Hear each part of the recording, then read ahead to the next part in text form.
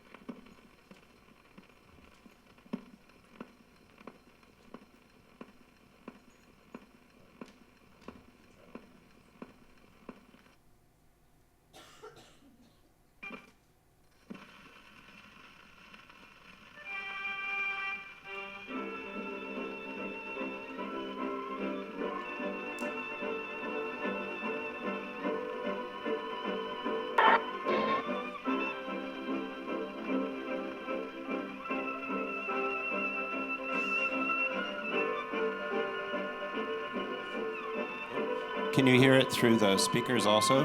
Can it be louder in the speakers, please? Coming a little. Maybe even a little louder, just a little bit. Oh, stop. Okay, sorry. Getting messages. Thanks. Like a communicative audience.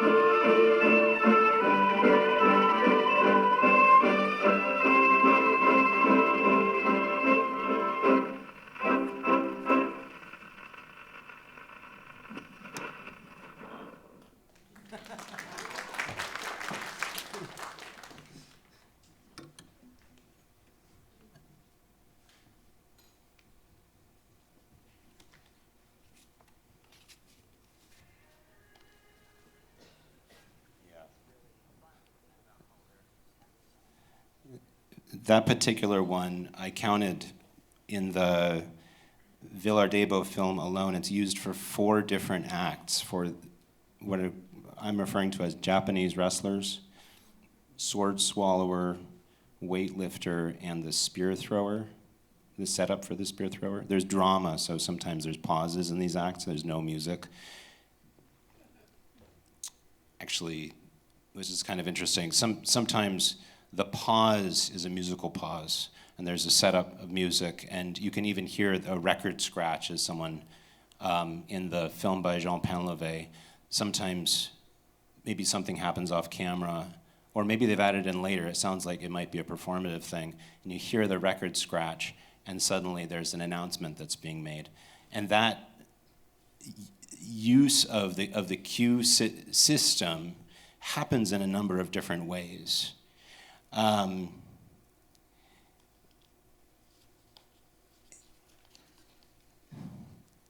So to cue the turntable operator, I'm assuming that they didn't have any rehearsals. You know, also it doesn't seem in character to me that he would have said, okay, the show's at 8, so show up at 7 and I'll teach you everything you need to know. He probably just sequenced the records. I'm speculating here, but I would bet on this, that they're stacked up just kind of willy-nilly in a sense, just stacked up.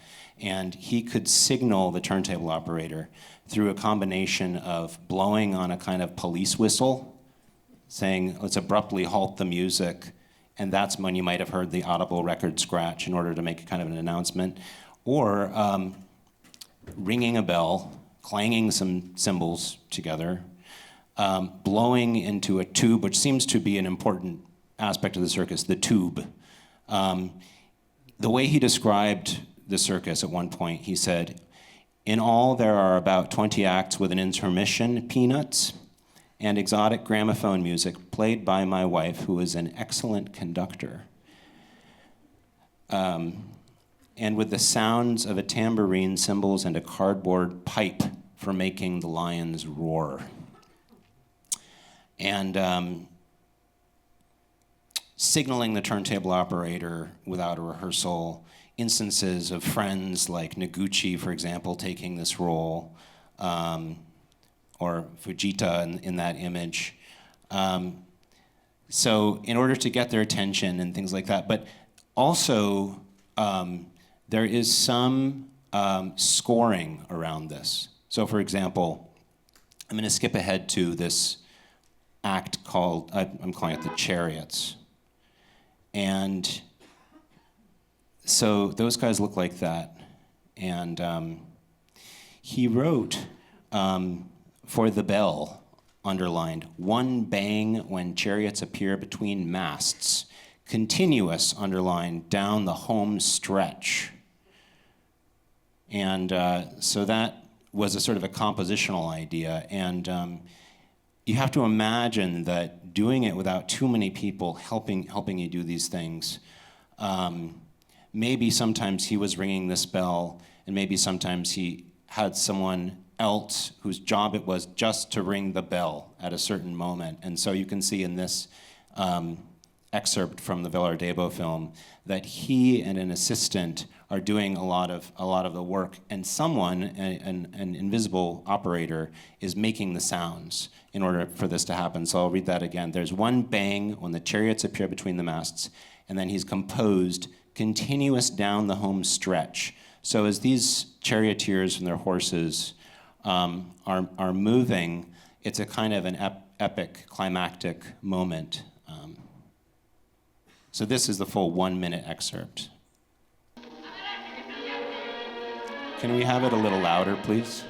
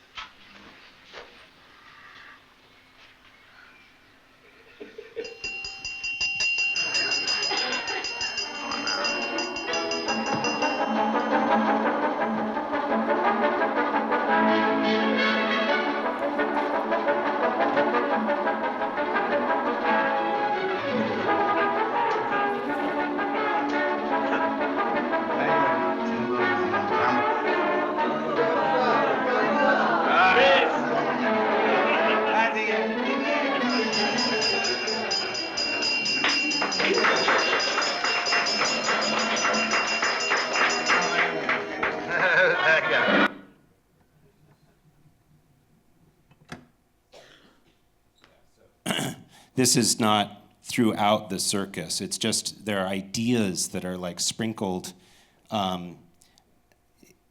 throughout the circus. But this was obviously something with variability. He could bring some of the circus when he was traveling. He might bring 5 suitcases. It grew to 5 suitcases, and he had a big circus that he would bring around. But he performed it a lot in that period of 19. I don't want to say it while I'm being recorded and get it wrong. 1926 to 1932. He performed it many times in many places, and probably even bought some of those records when he was traveling. Like he was in Spain, he was going to perform the circus, he bought some Spanish records, and then later on, he could bring those in and have some kind of more exotic sounding music that would be used for a different act.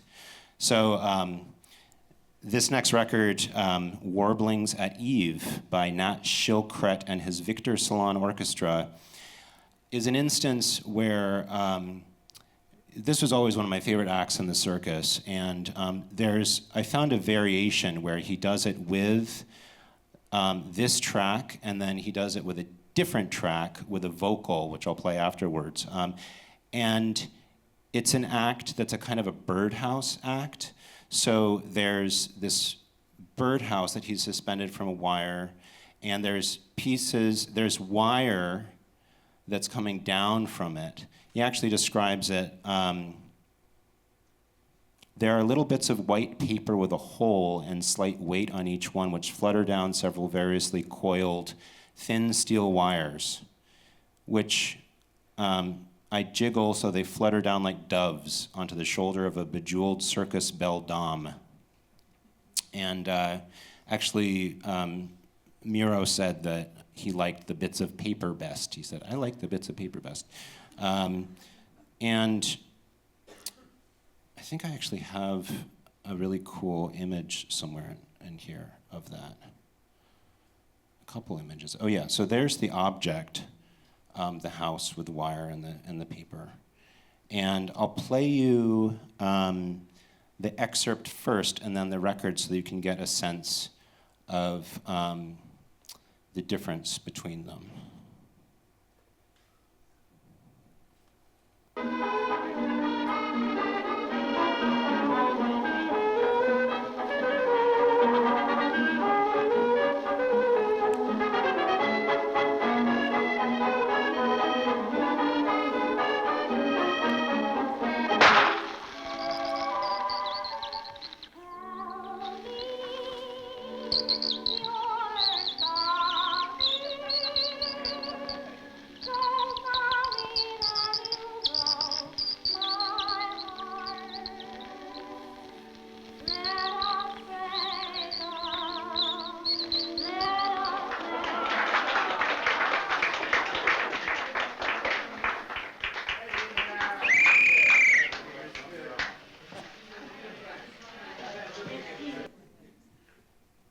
Yeah, maybe she's a little bit like, you're whistling rather loudly there, bub.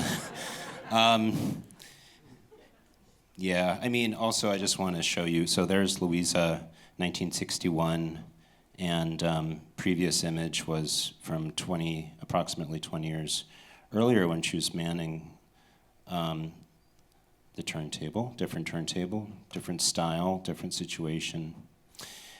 So this piece, Warblings at Eve, I'm going to steal a term from film language and call it diegetic. And that just means that the sounds exist in the visual action, that the sound world, let me find the label that he's written on it. Let me see, gold and silver. I'll just show you that image, it's prettier. Anyway, he's using sound that is for the act, and the record itself has bird sounds, but a human being is producing them. So someone called Margaret McKee is whistling. And the first time I heard this record, second time I heard this record, I didn't know how it was being produced. I thought some kind of a, mouth whistle was making these sounds, but it was some kind of a virtuosic musician, really, this woman who's whistling to create those sounds. And she's on a number of records creating these sounds.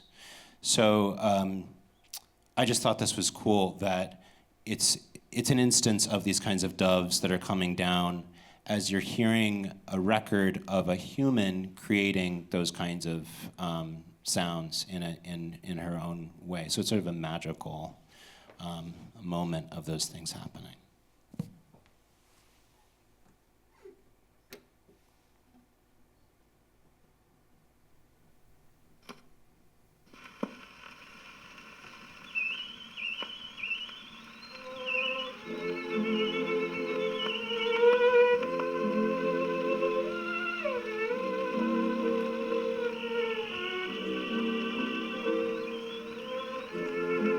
Can you turn it up, please?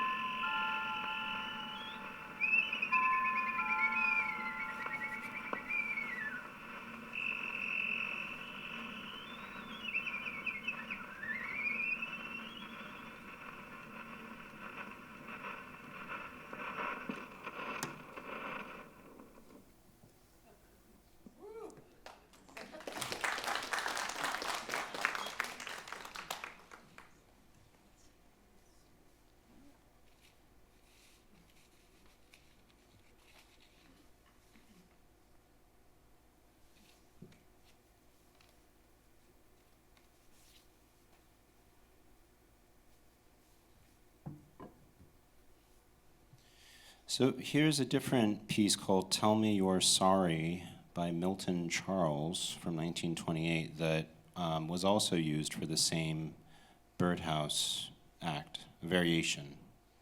And I'm fascinated by this idea of the function of having multiple pieces that can be used for multiple acts because they must share something in common, either the acts or the music of one act, and having 3, 4, 5 different that can work. Everything that I've played so far has been rather soft. The next piece is going to be another rather soft piece. Usually there are no vocals, but yeah, so maybe I'll pause before saying more and just play this piece, but I'll have to wind the turntable first.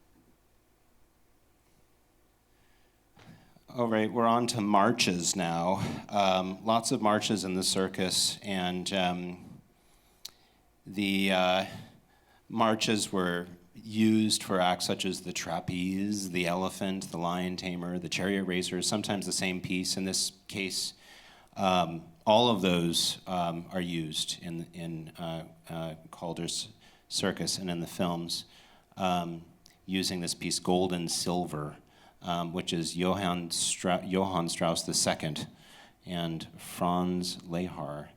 who composed this work.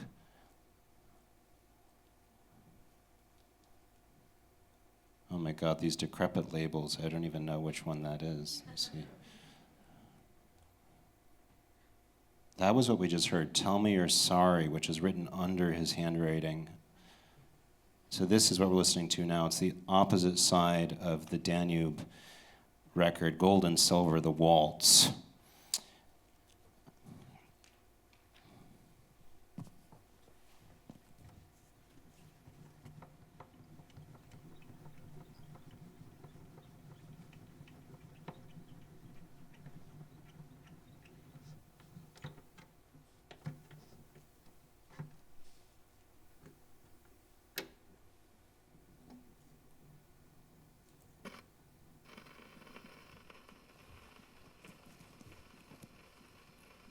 Please play it loud.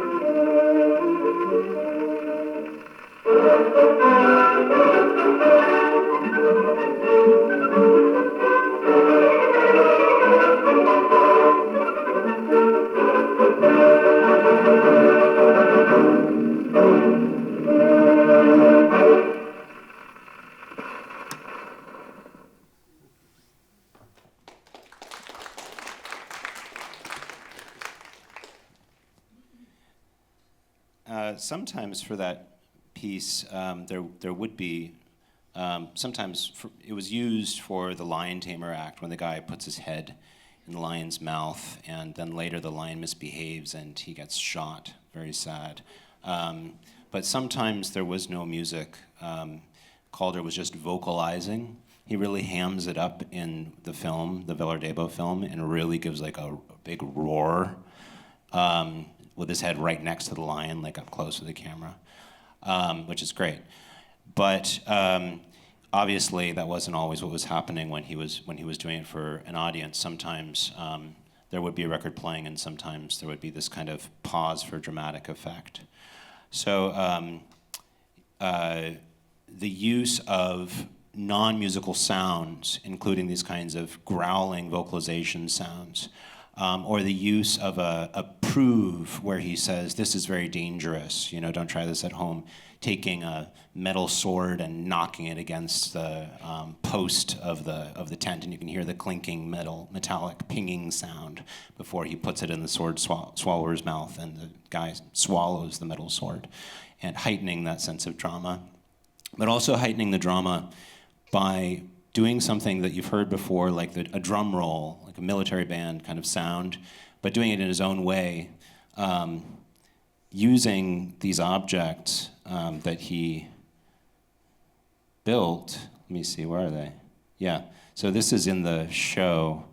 This is my favorite one. It's a kind of a spidery object that he cranks, and those long pieces of wire at the end actually are tapping the ground, touching the ground, and you can hear some of the higher sounds from the crank. There's a smaller other thing that he uses too, which is like a miniature cymbal.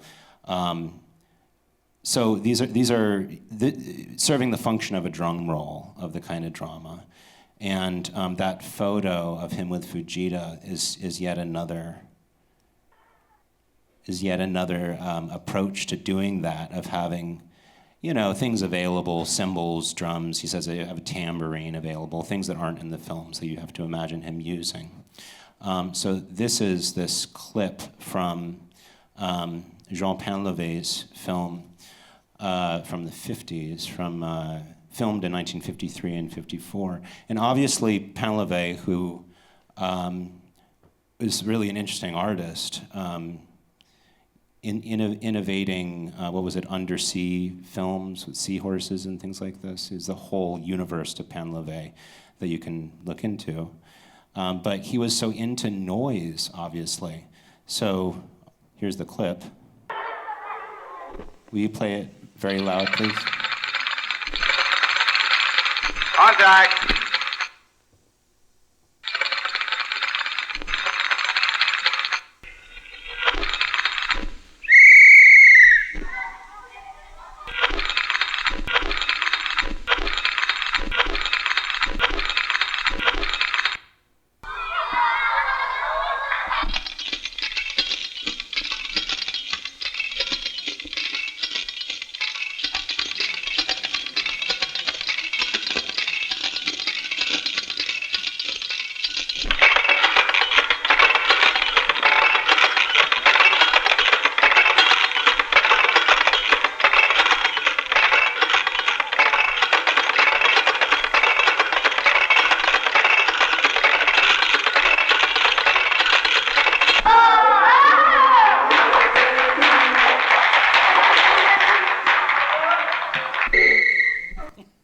So noisy, right? I love that whole, you could, even without the image, it's like it has this whole montage of noise textures that's happening, and I could honestly just play that over and over. I found it very satisfying for some reason to listen to.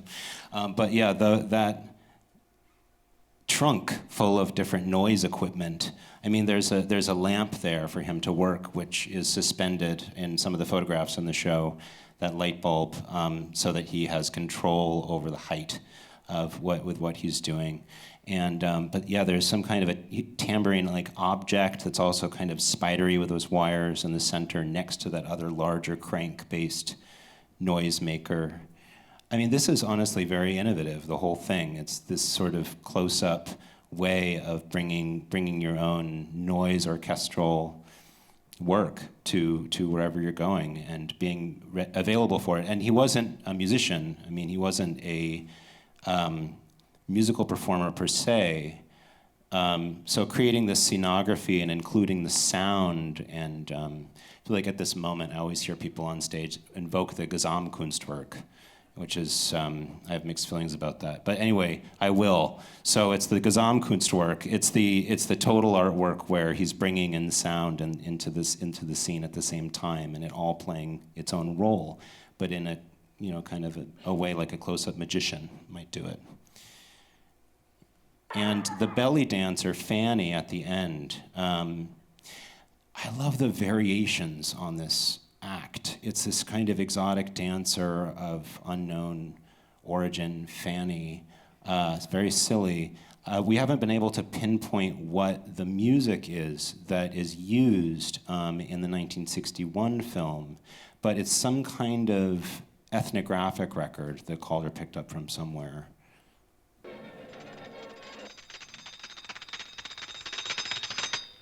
I'll just say first that this is a different film with him winding the noisemaker, so probably the director saw the first and thought, this is a great idea. Let's use this as a transitory moment here and incorporate that. Will you turn it up loud, please?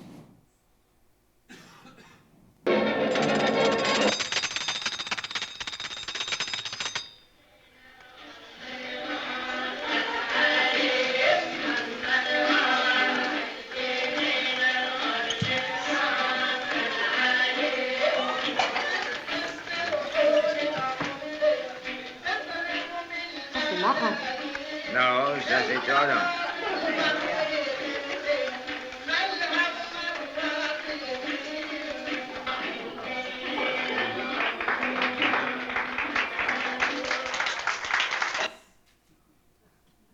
There you go. So I don't have the ethnographic record references of the duplicates because we don't know exactly what that is that's playing in the background. But it's a counterpoint to these lovely waltzes and things. So speaking of which, this piece, the Blue Danube, the most famous waltz ever recorded, perhaps, was used for the Elephant Act as well as the Lion Tamer Act. And it's actually done, the Lion Tamer Act is also performed with silence in the film, as I mentioned, and only with these kinds of vocalizations.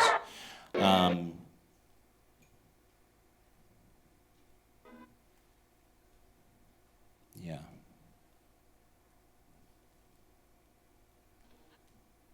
There it is, the Danube. So now I know to play the Danube.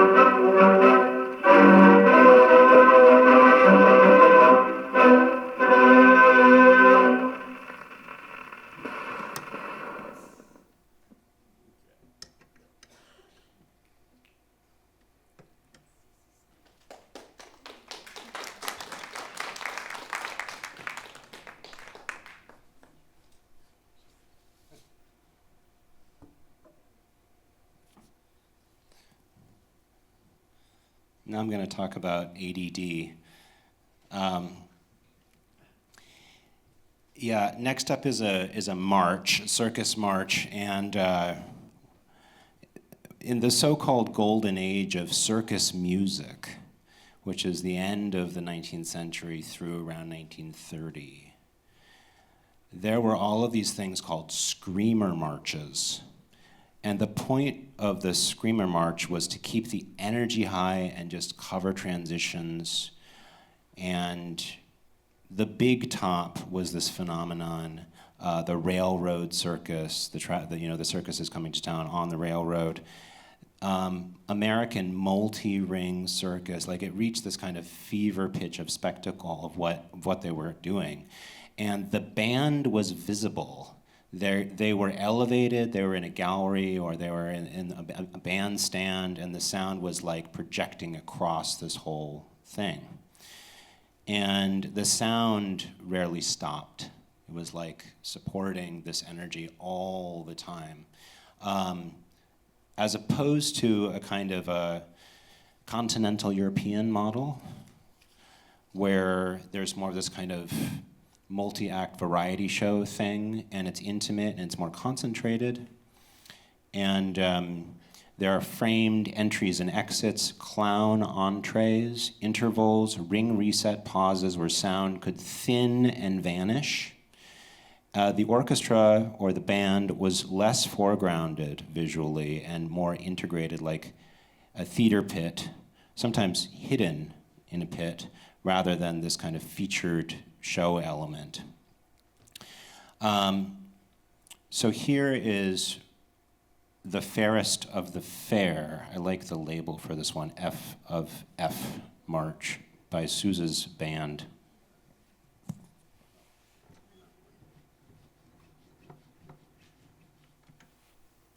What I'll do is I won't wind it all the way so you can experience what happens as the pitch starts dropping.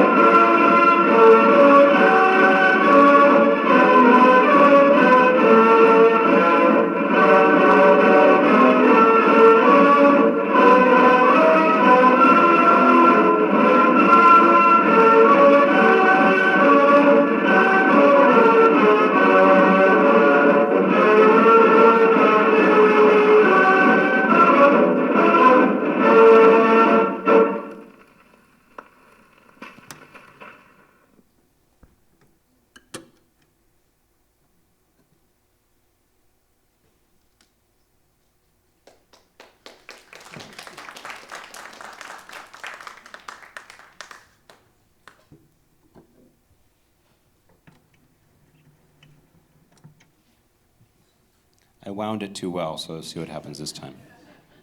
This is El Capitan by the band of H.M. Coldstream Guards, which was featured in the equestrian and cowboy acts in the 1961 film.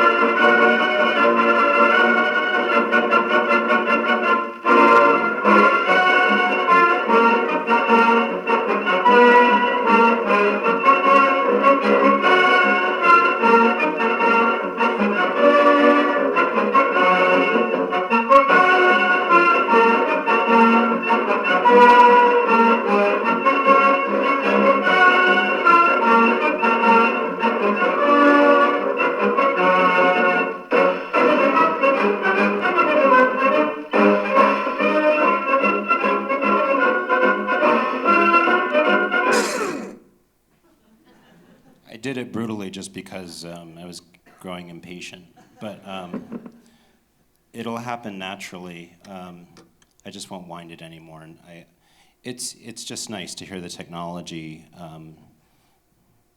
speaking in a certain way.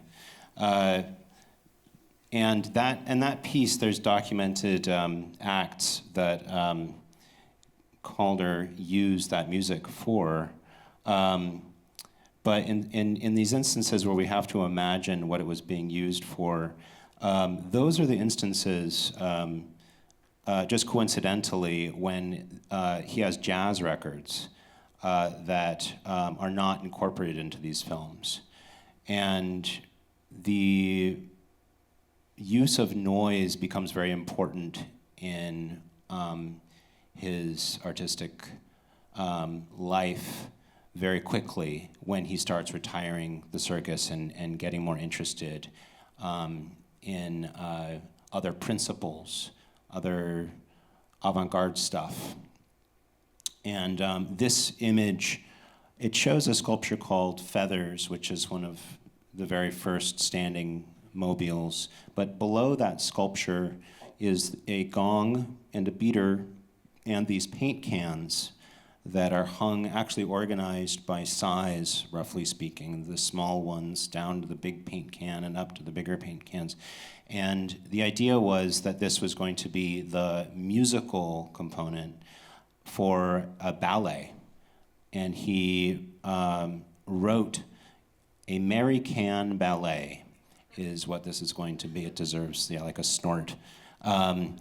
So it had this musical element, and this composer, Edgar Varese, who was this interesting figure who now some people call him the godfather of electronic music. He was a close friend of Calder's, who he met in this period, actually at Calder's Circus. He came and he saw the circus perform. They were introduced by the architect Frederick Kiesler in the fall of 1930. And so I think Calder was just experimenting in this moment with what can be done with with noise in his own interests. And so this is almost like the extreme version of the circus, of whatever American ballet became of that, with exploring how he would make his own music, and using these sound makers.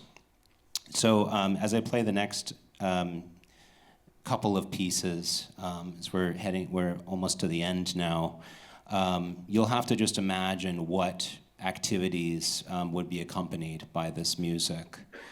So this next one is called Moanin' Low by Miff Mole and His Little Molars. And let's see.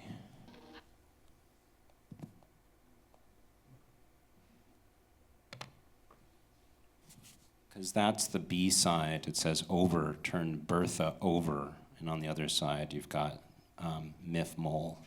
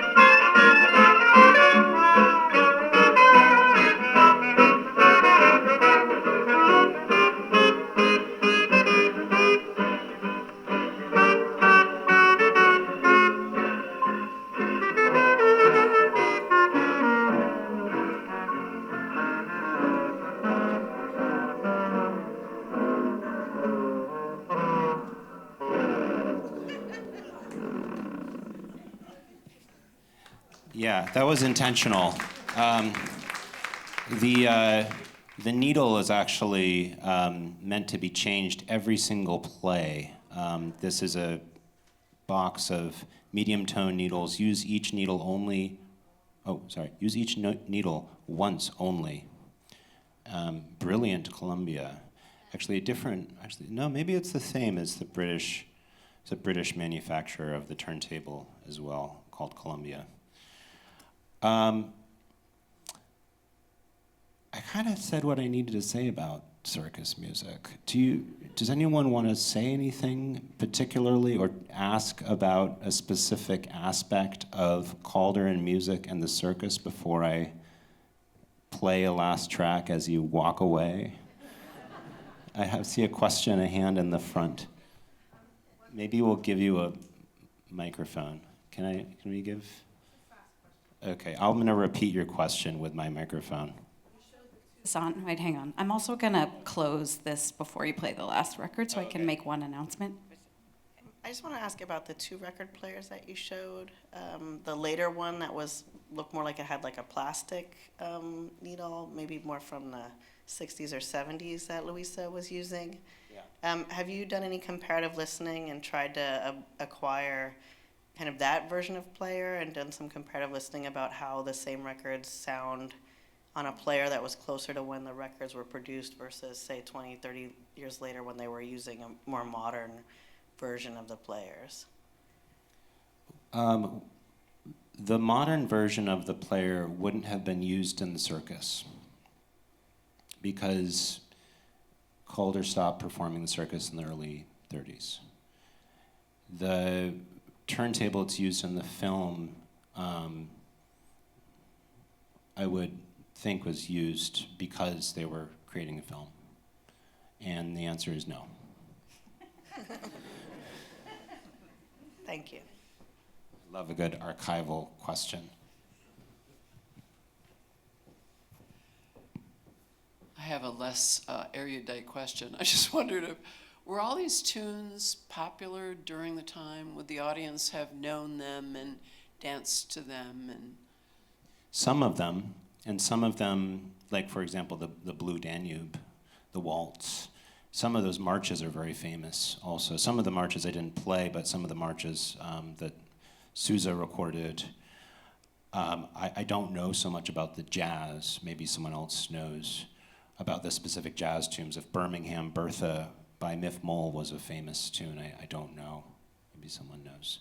And the ethnographic records I'm particularly interested in. We just heard that one excerpt from the Fanny, the belly dancer, would have been from Calder and Louisa traveling places and his own curiosity of buying records. And his record collection really ranges from popular music that really was famous. Like the second piece I played, Paris, is a very famous song. And there are definitely instances of some of these songs that are very famous songs in their time. And some that have continued to be very famous, like the waltz, comes to mind, like maybe the most famous waltz.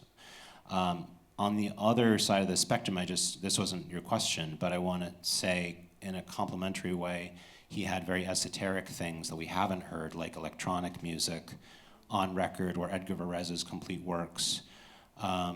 The first copies of that music, which included very avant-garde music. So he had quite a range.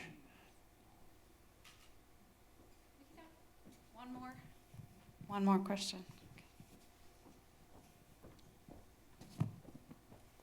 Thank you. I was wondering if you knew how they used the records. Could they only start them at the very beginning? There was no way to cue into it for like a certain portion?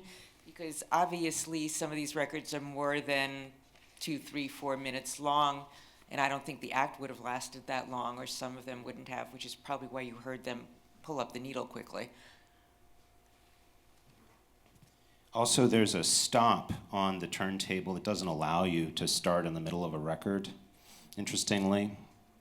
You can only drop the needle in a little ways. You can't just hear the ending of the track. You have to wait until the very end to hear the end of the track, because there's a mechanical device that stops and reloads, and then you have to push it out to get the platter. You have to tighten the spring, and then push this, and it starts turning the platter. Is there a volume control where they could have started it like a minute earlier, and then when he got to a certain portion of the act, they bring it up? Yes, I'll show you the volume control.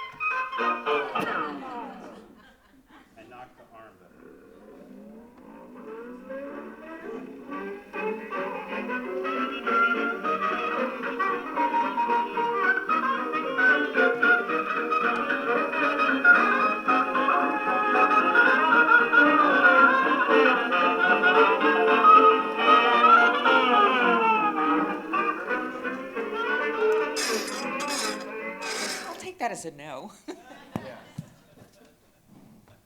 Yeah, I was being a bit naughty, but no, I was assuming that because this is the amplifier, that the speaker is underneath, so it's coming up into a cavity and then it's flowing out like that. But it's quite loud, and we're amplifying it with a microphone, so it wasn't making any difference.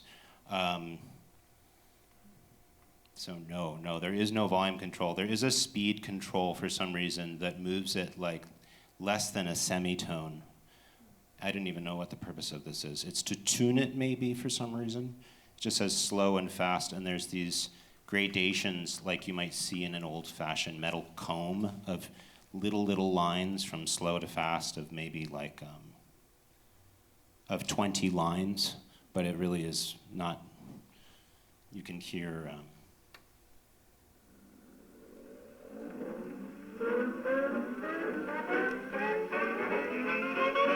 So this is all in the middle, and this is all the way fast. And this is back to normal again. And this is back, and this is all the way slow.